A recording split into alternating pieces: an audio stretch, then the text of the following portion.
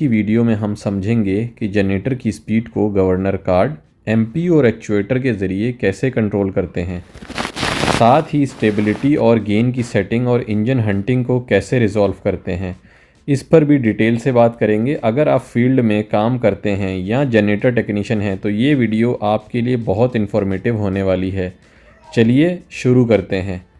तो सबसे पहले बात करते हैं एमपीयू की। एमपीयू एक सेंसर है जो फ्लाई व्हील के दांतों के पास लगता है। जब फ्लाई व्हील रोटेट करता है तो एमपीयू फ्लाई व्हील के टीथ को सेंस करता है और एक एसी वोल्टेज जनरेट करता है।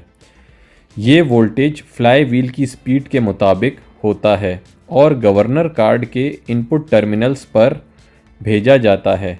आमतौर पर एमपीयू का आउटपुट 1 से 30 वोल्ट के दरमियान होता है। अगर एमपीयू का गैप फ्लाई व्हील के टीथ से ज़्यादा हो तो सिग्नल वीक हो